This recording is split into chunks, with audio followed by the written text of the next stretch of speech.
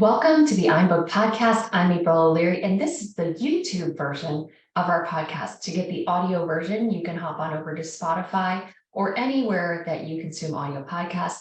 We are going to jump into some really cool content, so stay tuned for our next guest. We look forward to connecting with you, and be sure to subscribe. And to start your author adventure, hop on over to o'learypublishing.com, where you can map out the entire process and see what writing a book would look like for you. Let's get started. Welcome to the iBook podcast. I'm April O'Leary, your hostess and founder of O'Leary Publishing, and I'm so excited today. I have our newest author, Kristina Jay, on. She is the author of The Conscious Divorce, 30 Principles to Help You Choose Yourself, and this is her debut book. We had recently a huge book launch party where she spoke. She signed tons of books, and it was a lot of great energy, champagne toast, and here you are, birthed into the world, brand new author. How do you feel, Kristina? Thank you. Good morning. Excited for a lot of different possibilities. So I'm here. I'm here, present and ready. Okay. Well, that's great. And that sometimes is all it takes, is to show up for your own life and do the next right thing and put your pen to paper and get your message out. And so I always love to start there. Because most people who become authors start with an idea at some point, maybe a life experience they went through. It could be a story they have in their head.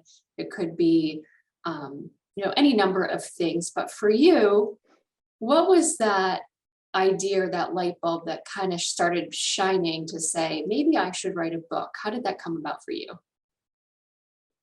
Well, I feel like, as everyone knows, or if they read my book, they know, or as they're listening to this, they now know that I went through my own divorce in 2017, and it was such a difficult time. And I feel like the way that I handled the divorce, I guess the tools that I had learned that I used for myself to get myself through the divorce, I had passed on to other folks, and I kept getting feedback saying, oh, you should coach people and help them through the divorces. And then I think I started writing just as a healing tool for myself, and full circle, the idea of coaching and helping people started to come out, on pen and paper or in the computer as I was just jotting things down for my own healing. And then I realized, well, why don't I just put this into a book format? And then serendipity set in, and I met you right after years of not connecting again. And you had started your own publishing company. So right then and there, I knew at that moment when we were talking about that I had to write a book. Well, and it's funny because, sometimes the challenges in life when we're going through them, we're not thinking this is going to be the thing that I'm going to use to help other people. Because when you're going through the pain and the transition, it's just like day after day trying to get through it and living it in your own life. And then you came out with this whole new set of tools and people who were like, I want what you got. Like, how did you do it? And then you were able to birth this into a book. Now, I know you said that it sort of just became a book format, but it takes a lot more work than that. And you did a lot of work. So let's talk about your first draft, or your first manuscript that you put together. And Heather DeRocher, who's our head editor here, who is just magical. Kristina and I both agree that we love her to pieces. And she has a way of really working with the material that an author brings. But let's talk about where you were going with your first manuscript and how it evolved. Sure. Yes, and I do love Heather. She made writing the book so much fun. And she was my developmental editor, so she had a little bit more input than just someone who was looking for grammatical mistakes. And it was wonderful having her as a support. The initial book that came out, it didn't come out. The initial book that came out of me that I wrote the entire book and could not finish the conclusion, as you know. And because this initial book, I think, was more of a cathartic tool, that was the beginning of the healing of myself. I think the reflection of everything that I had gone through. And it was that initial book that I was able to pull the tools from. And I think towards the end of that first book, I realized that that was not to be published. It was for my own healing and my own reflection. But if I didn't write that book, I would not have really understood the tools that I had gained and how I had made it through my divorce process and everything that I had learned. So it was a necessary part, you're right, of the book writing process. So I actually wrote book 2, which is the one that was published. And And it was fun. it is fun, and it's interesting to watch. I would say this is a common experience, is having an idea and dumping all of the ideas and the things that go along with that out onto paper. And then when you get a second set of eyes on it, they're able to bring a new perspective or see things you didn't see and kind of help you rearrange and have the idea shaped a little differently. So, I want to talk about that. How did it feel to have this first book done, this baby, that you thought you were trying to figure out how the ending was going to work and whatever, and then to realize, wait a second, this ain't it. I know. I know, a scary moment, a moment of, did I just waste my time? I'm not sure, I hesitated, and the hesitation enough was a sign to myself that, I need to think about this. I need to contemplate some more about what I was doing, what were my intentions, what was my overall goal. And I think from that point, I understood that it wasn't a goal to express my pain to the world, really, but to bring the tools and the support tools that I learned to help other people. But I think everything happens for a reason. And as we said, if I didn't write that first book, I wouldn't have had a second book. So it was a necessary process. And I think I felt that way. I was okay with it in the end. And when I understood, I was just to pull from that and write the second version. The second version happened so quickly because all the information was really there. I just had to put it together in a different format. And for those of you who haven't experienced Kristina's book yet, and we were just texting the other day about this, even if you haven't gone through a divorce or don't plan to go through a divorce or aren't married even, this book offers so many tools. It's the subtitle is 30 Principles to Help You Choose Yourself. And the initial title was going to be The Courage to Choose Yourself. Yes, it was going and to I think be divorce might have been a subtitle, right, at the time. Yeah, and we were talking about using divorce in the subtitle. But for any of you who know Dr. Shefali, and she's the book, The Conscious Parent, there's such a pull around the word conscious, because it's doing things deliberately. You're not a victim in your own life. You're making decisions that serve the higher self and who you want to be.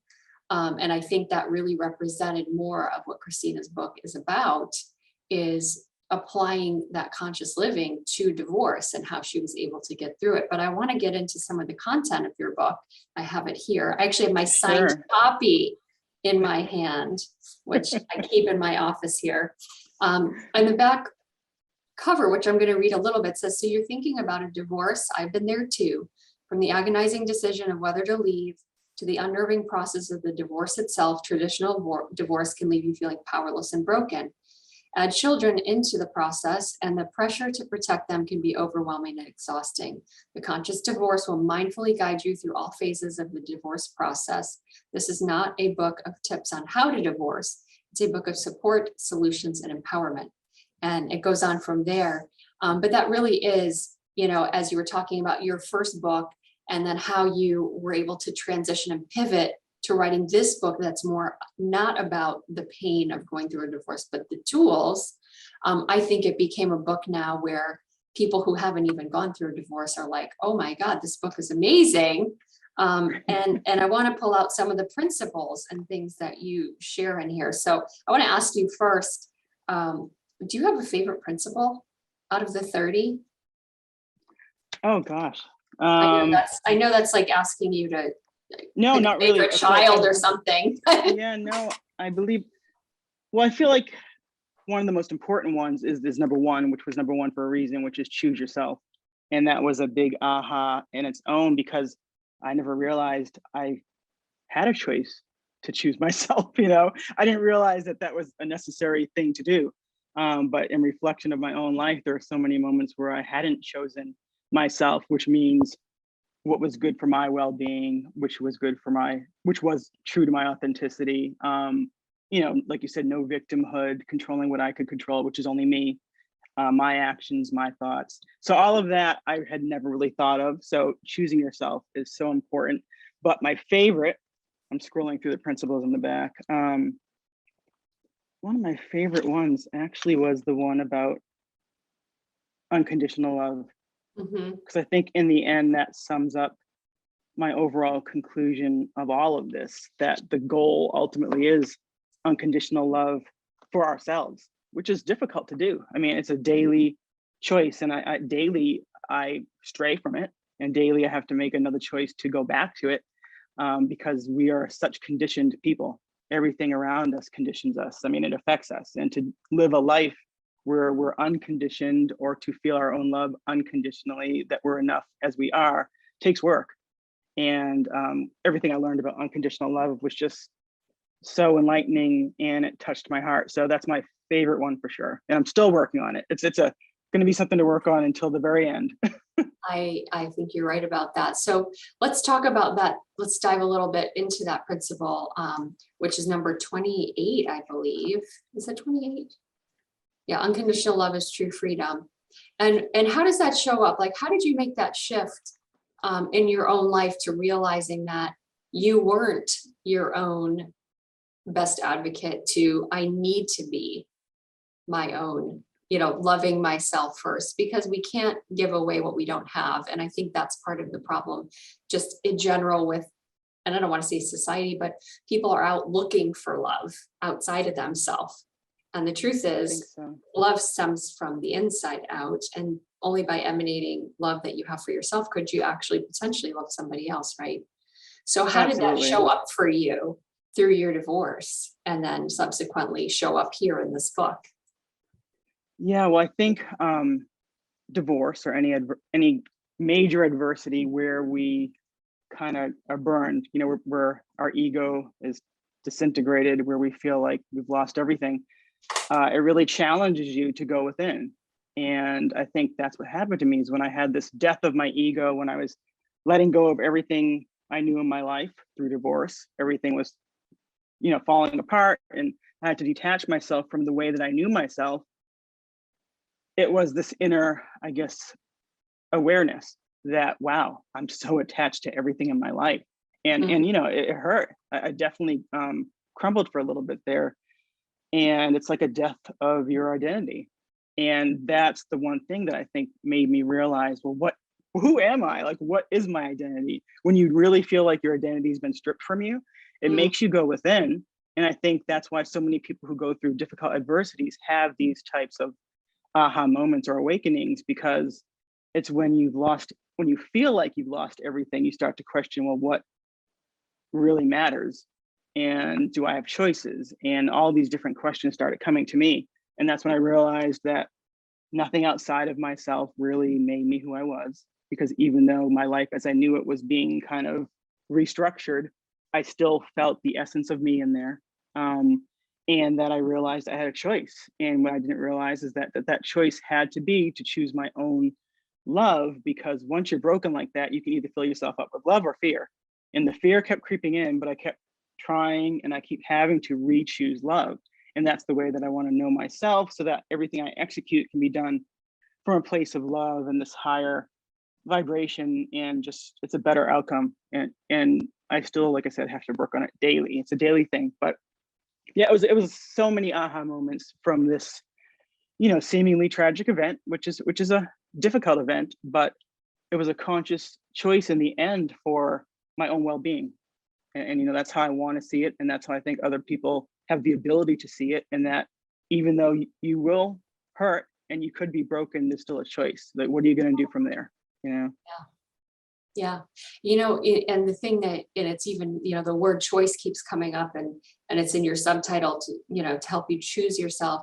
I think to me, that's one of the things that stuck out with me most throughout your book is when you feel like you have a choice and you feel like I'm not a victim of my circumstance, even if the circumstance was unwanted, a car accident, or, we have an author that had a major bike accident back, years ago, something that was unexpected.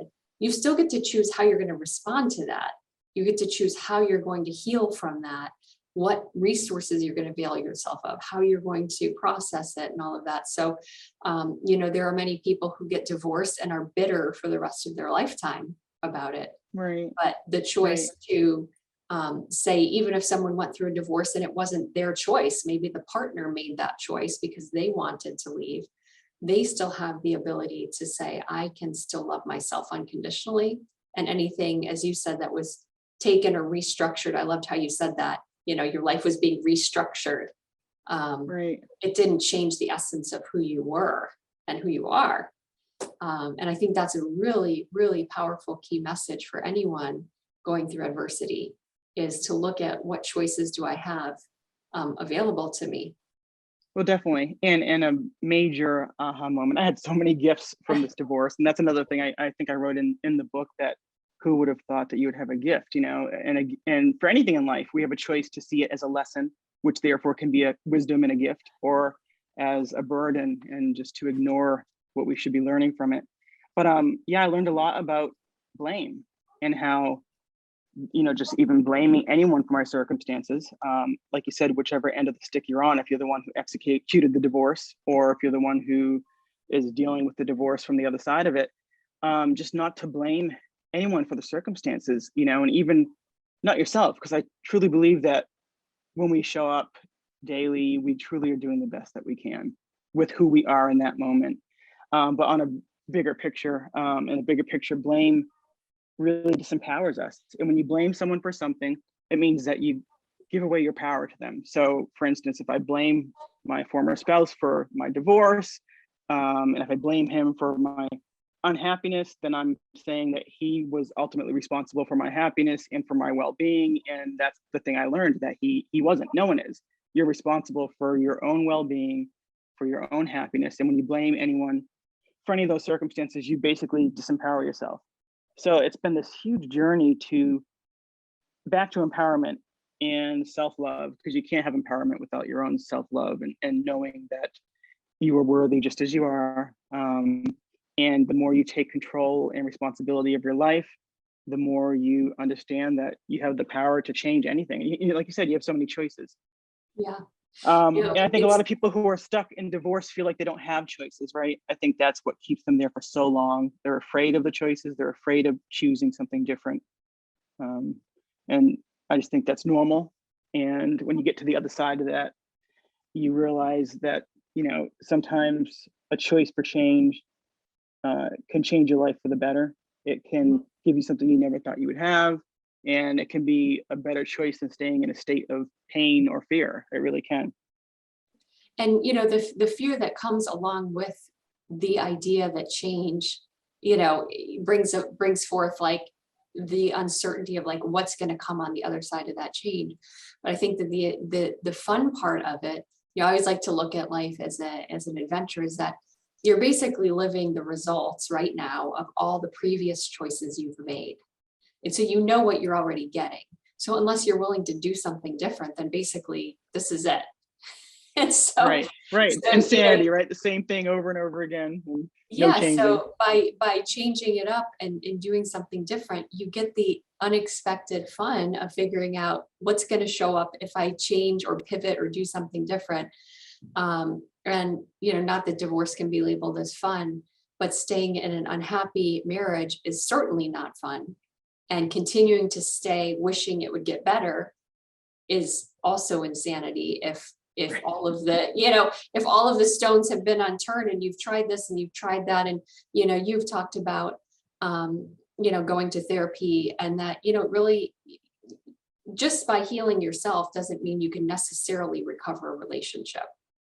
Correct. Because relationships require two right? people. Yeah. And I think that that's also a huge part of accepting that we don't have the power to change other people. Let's talk about that, because that's a huge pill to swallow too. It is. And, as I struggled to make the decision to divorce, and like you said, all of the above that you just mentioned, that was another realization that I had, that in the end, I said, wait a minute, like you said, I keep wishing for something to change. Well, the only change that can happen is with myself. I'm the only one I can control. And when you understand that, it again just brings that self-empowerment and self choices back full circle, that you can only control yourself, your own choices, your own desires, your own thoughts, your own actions, and that's all you have at the end of the day. And when you know that and nothing's going right, the only person who can do something about it is yourself. And you can only change yourself or your circumstances for yourself. You cannot change anyone else. It's great, to think about the example that you're setting for your daughter, Jasmine. Not that divorce was easy on children either, but for a child to watch their parents, or their mother to prioritize themselves. I think that in this world of motherhood, what's ingrained is that we sacrifice everything for everyone else. And I think that's very culturally accepted. And it's why we get ourselves, behind the 8 ball or painted in a corner because we feel selfish. And you've talked about that before, that why choosing yourself isn't selfish, but it's a total Right. paradigm shift, And so for your daughter to see that it's okay if I'm doing things because it feels authentic for me, because I want to do that. And I don't have to stay in situations that don't serve me or that I can't fix other people. Some of those lessons we've just talked about, how great would that have been if we learned that when we were kids, right? I know, right? But it's funny, I talk in the book about maturity and how maturity is not related to an age, because I'm, in the middle of my life and I'm just taking full responsibility, I feel, for myself and choosing myself in this new way. So like you said, yeah, it's difficult with children, and I won't lie, I stayed in the marriage so much longer than I probably would have because of my daughter. Mhm. But in the end, when I had all these realizations, I wanted to give her permission one day to also choose herself. I wanted to show her what is and is not acceptable, and that in the end, if, like you're saying, life is not going right, the only card you have to play is to change your circumstances and to change you. And so I did want to show her that. It took a while for me to have that realization, but 4 years out after my divorce, we've had great conversations actually around this, and she really, I believe, appreciates what I've shown her.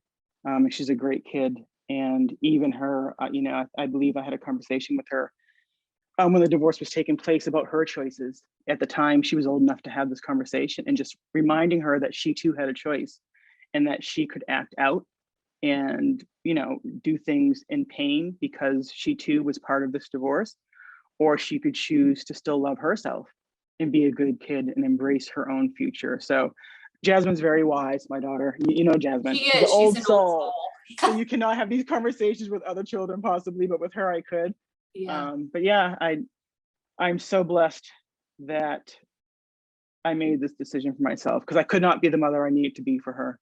And right now I am definitely the mother that I would like to be for my daughter. And it's a much better situation. And what was so to me heartwarming is, and I'll share this with all of you listening, because during Kristina's book launch, we did a big book launch party for her here in our theater in Naples, Florida. And her daughter was sitting in the front row as she gave her talk. And, the whole theater was full. I mean, it was packed solid with people. And for her to see you on the stage, empowered, sharing a positive message, having written a book, emerging like a beautiful butterfly. I mean, what an amazing experience for her. That was just it, like when you gave her the flowers, it was just like brought me to tears. It brought me to tears. I know. Yeah, she's so sweet. I have to share that on the ride home that evening. I forget the exact words that she used, but she said something in the car to me.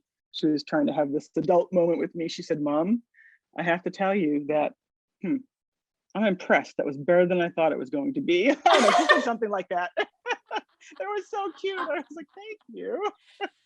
That's so funny. That is so funny. I mean, those are the moments you'll never forget. So, thank you so much for trusting us to publish your book.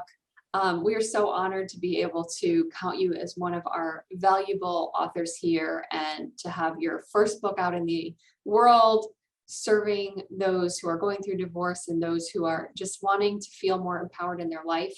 I encourage you to pick up a copy of The Conscious Divorce: 30 Principles to Help You Choose Yourself. You can get a signed copy at Kristina's website, which is kristinajay.com with a K, KRISTINAJ.com. And I will have the link in the show notes. You can also get an ebook or a print book through Amazon, Barnes & Noble, anywhere you buy your books online, it's available.